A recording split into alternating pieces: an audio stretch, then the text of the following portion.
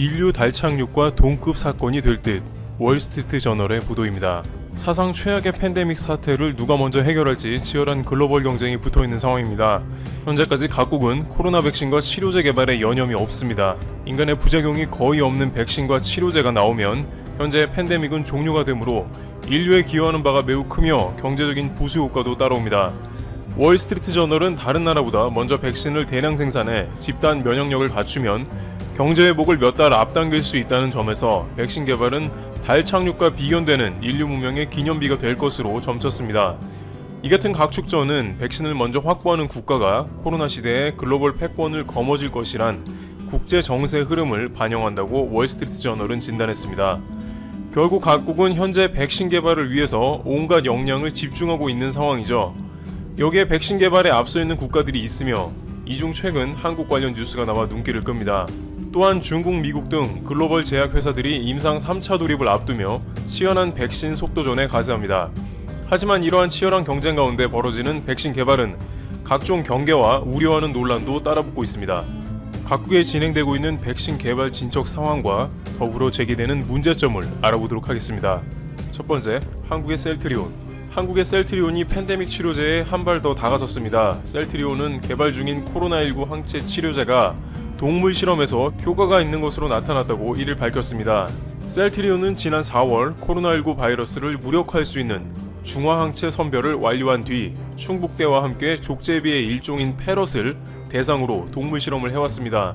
동물 실험 결과 약물 투여 닷새째부터 콧물, 기침 등 증상이 사라지고 활동성이 높아지는 등 개선 효과를 확인했습니다. 항체 치료제를 고농도로 투여했을 때 바이러스가 최대 100배 감소했을 뿐만 아니라 코로나19로 인한 폐 염증도 크게 나아졌습니다. 셀트리온은 패럿에 이어 햄스터, 생쥐, 원숭이를 대상으로 효능과 독성 시험을 할 예정입니다. 내달에는 사람 대상 임상시험에 돌입하는 게 목표입니다. 셀트리온 관계자는 개발 성공 가능성을 높여주는 청신호가 하나둘씩 커지고 있다면서 코로나19 글로벌 확산세를 꺾는 데 일조할 수 있도록 최선을 다하겠다고 밝혔습니다. 이와 같은 소식이 알려지자 셀트리온은 주가 강세를 보이며 투자자들에게 호응을 얻고 있는 상황입니다. 네티즌들은 동물 실험 결과대로 인체에도 바이러스를 드라마틱하게 줄이는 치료제가 한국에서 나오기를 바라며 한국이 개발해낸 백신이 세계를 구했으면 좋겠다는 응원이 이어지고 있는 상황입니다. 국내의 제넥신도 최근 원숭이 실험에서 코로나19 바이러스를 무력화할 수 있는 중화항체 생성을 검증했으며 6월 중에 임상시험 개시를 목표로 준비 중이고 한국의 글로벌 구하기 시나리오를 진행 중에 있다고 전해집니다. 반면 과거 한국에서 신라젠이 임상 3차에서 좌절되는 사태로 말미암아 주식이 급락하는 경우도 있었기 때문에 아직 사람 임상도 제대로 들어가지 않은 셀트리온 등의 과도한 기대는 무리다라는 의견도 나오고 있습니다. 한편 중국에서는 코로나 백신을 만드는 시노백이 3차 임상을 앞둔 상황이 나오고 있습니다. 두 번째, 시노백. 코로나 백신 99% 효과 있다. 영국의 스카이뉴스 등 매체는 시노백 관계자를 인용 3차 임상을 앞두고 있으며 효과가 99%를 확신한다고 보도합니다. 베이징에 위치한 생명공학 회사 시노백은 천여 명의 자원봉사자를 대상으로 2차 임상을 진행 중이었습니다. 이제 3차 임상을 앞두고 있으며 1억 회 분량의 백신을 생산 준비 중에 있어 큰 주목을 받고 있는 상황입니다. 중국에는 현재 코로나 바이러스 감염자가 적은 상황이라 영국 등 감염이 많은 지역과 논의 중에 있다고 전합니다. 그러나 이러한 시노백의 확신이 있는 반면에 많은 네티즌들은 3차 임상은 장기간이 소요되고 규모도 큰데 벌써부터 99% 효과가 있다고 보는 것은 억지라면서 3차를 통과하지 못한 백신이 부지기수라는 의견도 냅니다. 여기에 팬데믹 책임론도 일부 가세해 중국이 백신을 개발한다면 무상으로 공급하라는 의견도 나옵니다. 백신 대량 생산의 가장 큰 고비라는 3차 임상을 중국에서 해낼지 귀추가 주목되고 있습니다. 세 번째, 미국의 모더나 2차 임상까지 성공. 모더나는 지난 18일에 단계 임상시험 결과에서 참가자 45명 전원의 코로나19 항체가 형성됐다고 밝혀 연내 백신 개발에 청신호를 켰습니다. 모더나는 오는 7월 3단계 임상시험을 시작할 계획입니다. 그러나 모더나가 공개한 자료의 정보가 많이 부족하여 주가가 20% 오르다가 다음날 10% 다시 빠지기도 했으며 FDA 등에 제대로 검증되지 않은 것을 자회사가 공개한 점이란 것을 봤을 때 백신 개발 상황을 지속적으로 살펴봐야 한다는 의견이 나옵니다. 또한 트럼프 정부가 각종 백신이나 치료제를 우선 된다고 밀어주는 상황도 어느 정도 고려해야 할 것입니다. 트럼프 대통령은 팬데믹 이후의 패권과 재선을 위해서 이번 백신 개발은 미국에서 해내야 한다는 의지가 강합니다. 전문가들은 백신 개발을 12에서 18개월가량 걸릴 것으로 예상하면서 해당 기간 동안에 국가 간의 백신 개발이 매우 치열할 것으로 예상한다고 바라봤습니다. 네 번째, 백신 개발되어도 다른 나라 안 주겠다 논란. 그러나 이렇게 백신이 개발되어도 다른 나라에는 백신이 제대로 공급될 때까지는 여러 가지 진통이 예상됩니다. 미국의 경우에는 트럼프 대통령이 직접 국방물자생산법 DPA를 발효할 가능성을 어느 정도 고려하고 있습니다. 미 제약사 노바백스는 지난 25일 1단계 임상시험 개시를 발표하고 연내 투여분 1억 회 생산에 청신호를 켰습니다만 트럼프 정부가 미국만 공급하게 할까봐 다른 나라에도 공급 라인을 분산해서 두는 방안을 검토 중입니다. 중국도 시진핑 국가주석이 백신이 개발되면 전 세계에 공공재로 하겠다고 했지만 막상 중국을 중심으로 백신이 공급될 수도 있다는 정황도 국영제약사 시노팜 등의 최근 발언을 보면 알 수 있습니다. 시노팜은 백신의 첫 권리를 중국인에게 주겠다고 했습니다. 또한 미국과 첨예한 갈등 중이기 때문에 미 중심의 서방이 아닌 친중국 세력에게 먼저 백신이 공급되어 백신조차 미중 싸움으로 인해 공급이 갈릴 수도 있다는 전망입니다.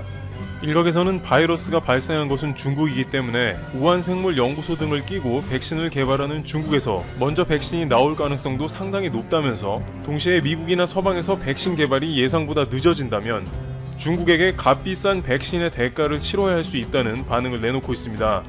현재의 분위기라면 중국은 자신들과 밀접한 관계를 맺고 있는 나라들의 백신을 먼저 공급할 것이므로 이런 시나리오의 등장을 막기 위해서 서방연합은 백신 개발에 박차를 가하며 누가 먼저 해내느냐에 촉각을 곤두세우고 있습니다. 말 그대로 이젠 코로나 백신이 한동안 전 세계의 패권을 좌지우지하는 현상이 발생한다는 것입니다. 트럼프 대통령이 여러 번 언급한 검증 안 된 코로나 치료제인 클로로퀸을 강조한 것도 이러한 다급한 맥락이란 것입니다. 제약회사들은 또한 이런 정부의 기조에 따라서 막대한 자금을 동원해서 백신을 개발할 수밖에 없는 것입니다. 다섯 번째, WHO 백신 특허 공짜로 공유하자 논란. 그런데 이렇게 패권 문제와 각종 경제적 이권 문제까지 걸린 백신 개발을 WHO가 특허를 공유하자는 주장이 나왔습니다. 문제는 이러한 주장에 다양한 국가와 제약회사들이 동시에 들고 일어나 반대한다는 상황이 나옵니다. 우선 WHO는 지난 29일 코로나19 치료제와 백신의 개발 및 공평한 분배를 위한 C탭을 출범했다고 밝혔는데 C탭은 코로나19 기술 접근 풀의 영문 첫 글자를 조합한 것으로 코로나19 치료제와 백신 개발과 관련한 기술, 과학적 지식, 자료 등을 모든 사람이 이용할 수 있도록 하는 일종의 저수지 역할을 하게 됩니다. WHO의 이 같은 구상은 브라질과 남아프리카 공화국, 파키스탄, 말레이시아, 인도네시아, 벨기에, 네덜란드, 노르웨이 등의 지지를 받고 있습니다만 이들은 대부분 백신 개발과는 거리가 먼 나라들로 이루어져 있습니다. 따라서 수많은 글로벌 제약회사는 WHO의 결정은 현실성 없는 탁상 공론이라는 반발이 이어지고 있습니다. 쉽게 얘기해서 누가 막대한 자본을 들여서 인센티브 없는 백신을 개발하겠느냐는 목소리를 내고 있는 것입니다.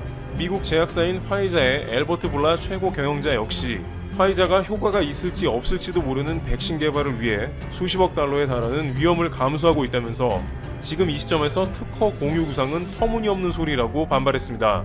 영국 스웨덴 다국적 제약사인 아스트라제네카의 파스칼 소리오 최고 경영자는 지식재산이 보호되지 않는다면 혁신을 위한 장려책은 본질적으로 없다고 지적했습니다.